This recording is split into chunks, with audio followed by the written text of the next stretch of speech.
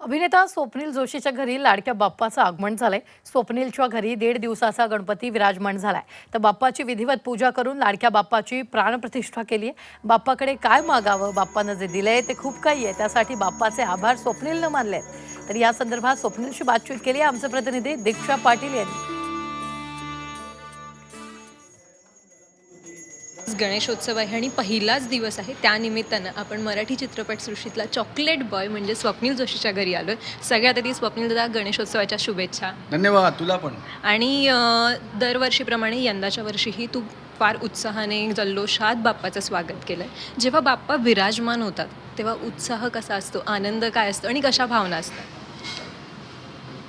काय म्हणजे मी मी असं म्हणतो की हा एकमेव सण आहे जेव्हा आपण देवळात देवाला भेटायला जातो ना, तसं होत नाही. जेव्हा देव आपल्याकडे येतो राहायला, सो आपल्याकडे तर आपलं तर देशच आहे. आपण म्हणतो की अतिथी देवो भव. आपल्या देशाचा बेसिक गाभा संकल्पना सोल हा आहे आपल्याकडे की अतिथी आला त्याला आपण देवासारखं वागवा. तो देवच आहे. मग जर देवच अतिथी म्हणून येत असेल तर कसं वागवलं पाहिजे. सो आय थिंक अख्खं घर भरून जातं त्या वातावरणाने, त्या उत्साहाने, त्या जोशाने, जल्लोषाने.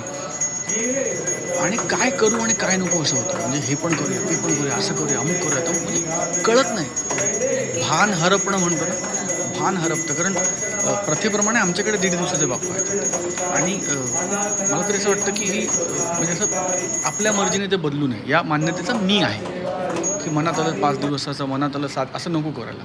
ती जी धारणा आहे ती त्याचं काहीतरी पूर्वापार ते सुरू आहे, त्याचं काहीतरी त्याच्यामागे काहीतरी सायन्स आहे. त्यामुळे मग 1.5 दिवसाचे बाप्पा आहेत. दुसऱ्या दिवशी बाप्पांचं विसर्जन होतं. नशिबाने आता पंचधातूची मूर्ती, तर मग मूर्ती परत घरात राहते. पण तरी ही सगळी मजा नसते. त्यामुळे असं वाटतं की ते 2च दिवस आहेत. त्या 2 दिवसात काय करू, काय काय करू, कोणाकोणाला बोलवू, काय सांगू. So it's an amazing feel.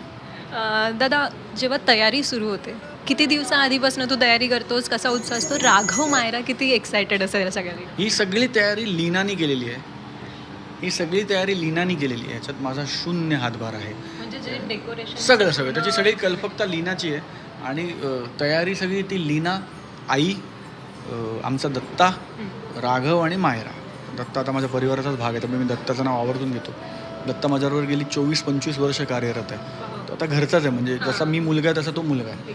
आणि तोही त्याच प्रेमाने करतो सगळं. तू यावेळी बाप्पाकडे काय मागितलं? मी यावेळेस बाप्पाकडे काहीच मागणार नाही. मी सगळ्यांना तेच सांगतो की मी यावेळेस फक्त बाप्पाकडे ग्रॅटिट्यूड मेन्शन करणार आहे, त्याचे आभार मानणार आहे, त्याला थँक्यू म्हणणार आहे. कारण with age and time I have realised की आपण जर बाप्पाकडे काही मागितलं, किती मागितलं, काय 2, 5, 10, 20 गोष्टी मागणार ना.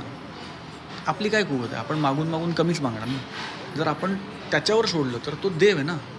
त्यांनी त्याचं एवढंसं पण केवढं असेल का, मग आपला स्वार्थ आहे त्याच्यात. त्याला सांगायचं की तुला जे योग्य वाटतं ते आणि आमच्याकडनं सेवा करून घे, तुझं लक्ष आमच्यावर राहू दे, आणि बाकी फक्त थँक्यू म्हणणार, आणि बाकी तू करेल जे योग्य आहे. नक्कीच.